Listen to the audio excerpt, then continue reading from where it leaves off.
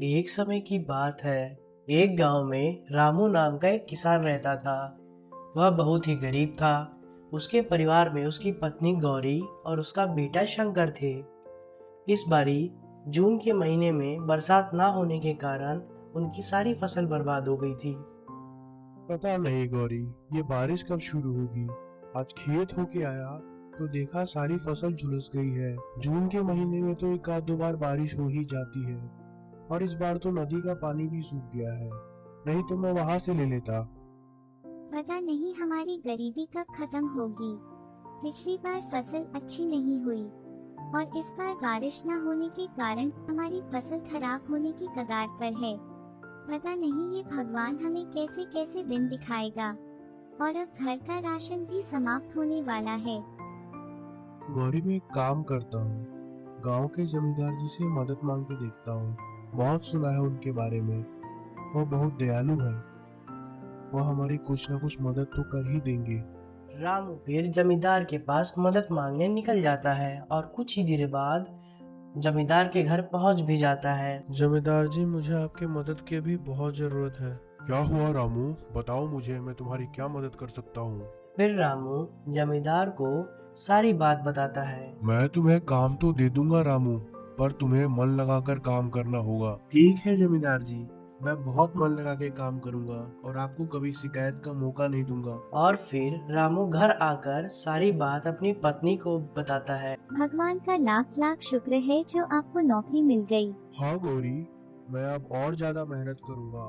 सुबह जमींदार जी के पास नौकरी करूंगा और शाम को खेतों में भी मेहनत करूंगा, जिससे हमारी फसल अच्छी हो जाएगी। हाँ, मैं भी आपके साथ खेतों में काम करूंगी। और हम दोनों खूब मेहनत कर फसल को फिर से उगा लेंगे। और फिर गौरी खाना ले आती है और सब मिलकर खाना खाने लगते हैं और खाना खाकर सो जाते हैं। अगली सुबह रामू एक नई उम्मीद के साथ काम पर जाता है और मन लगाकर काम करता है और शाम को खेतों में भी मेहनत करता है। गौरी रोज उसके लिए खाना लेकर आती है और वह दोनों मेहनत कर फसलों को कुछ ही दिनों में फिर से उगा देते हैं। कुछ दिन ऐसे ही बीत जाते हैं और इसी बीच बरसात भी शुरू हो जाती है। गौरी, लगता है इस बार हमारी फसल बहुत अच्छी होगी, और अब तो बरसात भी हो रही है। हाँ वो तो है, बरसात तो अब अच्छी हो रही है और हमारी फसल भी बस तैयार हो गए हैं। वह दोनों भगवान का शुक्रिया कर खाना खाने लगते हैं। अगली सुबह पूरी उम्मीद के साथ अपने खेतों में जाते हैं। अपनी फसल को देखकर उनकी खुशी का ठिकाना नहीं रहता। रामू की सारी फसल अब अच्छी तरह से तैयार हो चुकी थी। गौरी, लगता है अब हमारी फसल भी तैयार हो गई है। हाँ, अब हमारी फसल तैयार हो गए हैं।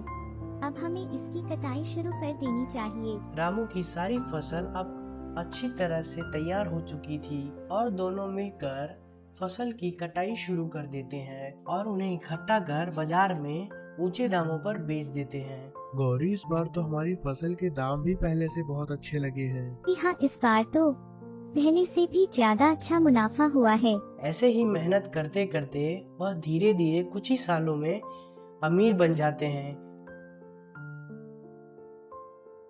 मोरल, बच्चों, आपने इस कहानी से क्या सीखा? कि हमें जब तक मेहनत करनी चाहिए जब तक हमें सफलता नहीं मिलती।